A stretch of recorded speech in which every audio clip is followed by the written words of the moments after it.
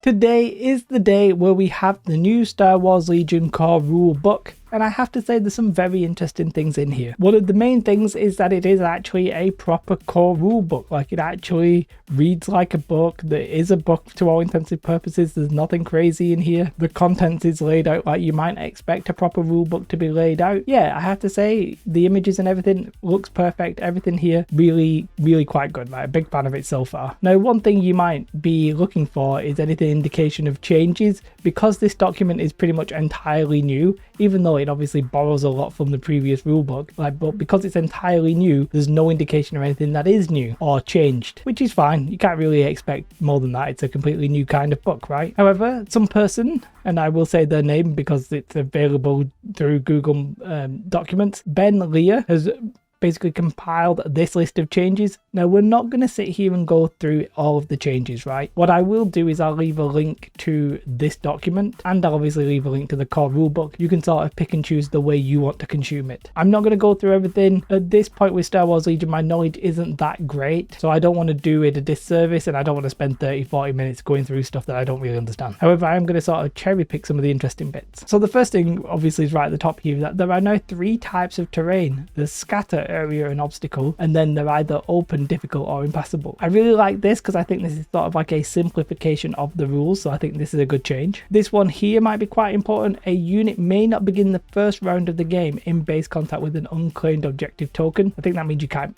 infiltrate onto the box. You have to be a little bit off it, which is going to cost you an activation basically. Well, not a full activation, but you know what I mean. 1 action out of the 2 you get normally. Now I'm going to skip the things that we sort of already know. For example, we know about the movement base, we know about the silhouettes, we know about clamor no longer existing. Those kind of things I'm just going to jump over for now. I do like this one. Minis can exit the battlefield as long as your move ends you up back on the table. So if like your speeder bikes, for example, you can just go off the table and then back on. Okay, nice little change. A reminder that the pass mechanic exists, but when a unit is defeated, if it had any face-up order tokens, these tokens are removed from the battlefield. It looks like they're future planning some of the card indicators, so like these little dots, they'll indicate the maximum number of copies that may be taken of that card. That just sort of sounds like they're planning stuff that may take advantage of this. I don't think anything does right now. This one is relatively small, but quite interesting. Range templating default is now just range X. So instead of it saying range X to Y, it'll now just say range 3. We did already know this one, but it's worth pointing out again that suppression and panic happens like all of the time. There's no waiting around. If you hit that state, you are in that state. So if you panic, then you panic instantly. You don't run off the board anymore, but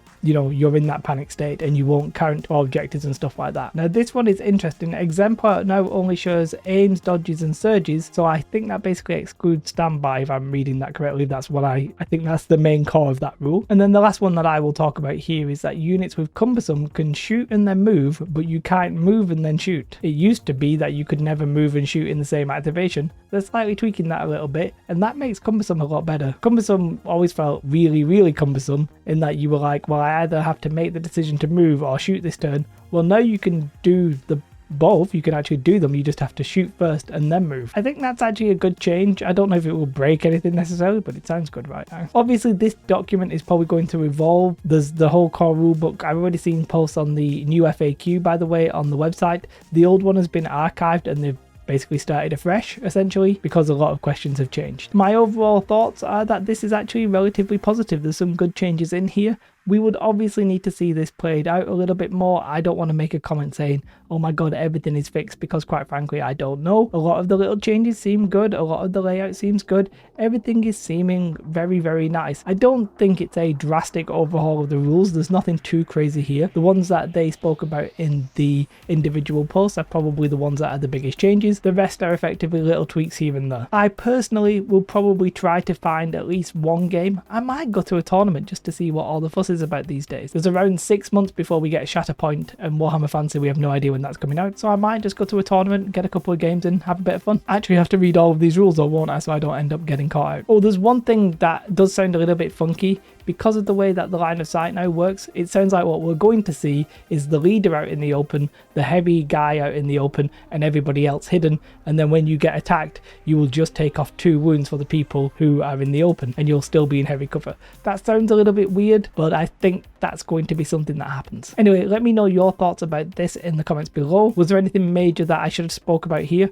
Obviously, I know we had the 3 articles previously and I've excluded those. The rest, I think we've hopefully got the core points. Let me know if there's any big rule changes that I missed though. What you should definitely do though is have a most beautiful day, like and subscribe.